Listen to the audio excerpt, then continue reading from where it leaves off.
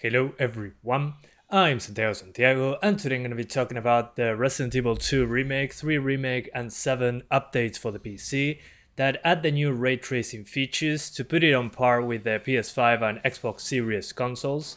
So this update allows us to do ray trace reflections, which I really like because now the screen space reflections, let's be honest, were always very grainy in the RE titles. Especially 2 and 3 is where it was the most noticeable because of the third-person camera. Sometimes the character occluded a wall or something that was meant to be reflected.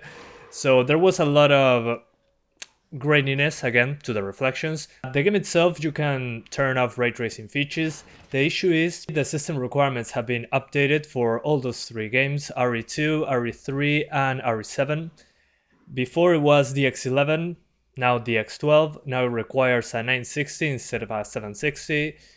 And Capcom says that you need to stop the updates from automatic updates to update only when I launch it, which it's not a solution. I mean, if the game was already updated like it's happening on my end, I mean, I could stop the update, of course, but if you're not paying attention to this, have multiple games installed, well, you're in for the bad time, because if you don't want to update, you are forced to update in that case, and there's no solution to this. But why would you not want to update? That's maybe the question. Well, Resident Evil 2 and 3 Remake had both DX11 and 12 options.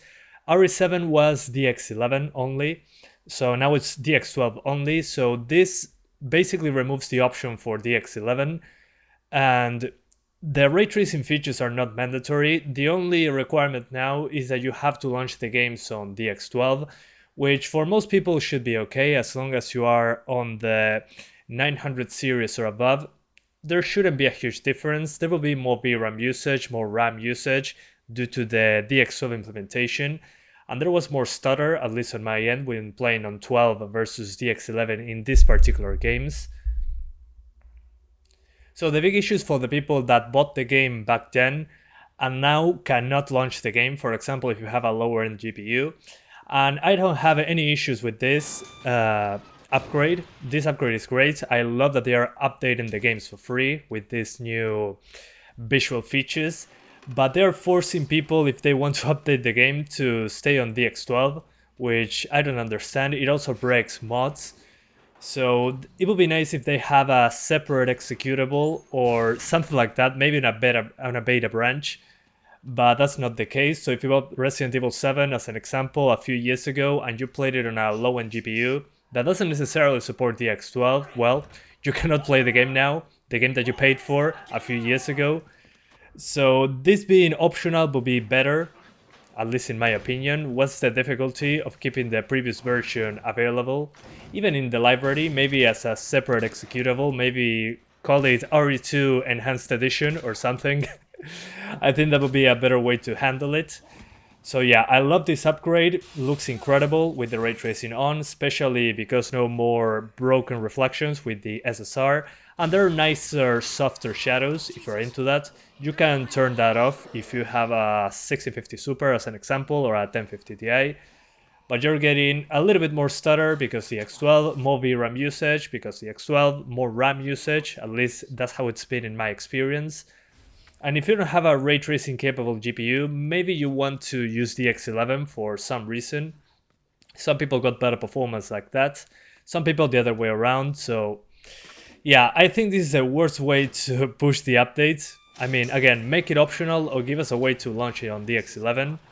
If you bought the game when it released and you played on the X11 and you haven't upgraded your PC to something capable, you're either going to get worse performance or you're not going to be able to launch the game at all. There's a way to roll back to the previous update. I'll leave a tutorial down in the description on how to do so. But again, Capcom should give us a solution. I mean, if you pay for this game and you cannot launch it anymore, or it runs worse for you without any significant update, well, I think it's absolute garbage. I mean, come on, what's the difficulty? It's called an update. It shouldn't remove features from the previous versions. So yeah, thank you guys for watching. Tell Capcom please to do something about this. is super dumb. I mean, come on. This is basic. It's an upgrade for a game that already exists. It shouldn't be removing features. Also, apart from the reflections, you get global illumination, which in some areas is very obvious, in some others not so much, especially with objects that are very close together, or Claire's head that you see basically all the time. More realistic occlusion, let's call it, but still a huge performance hit.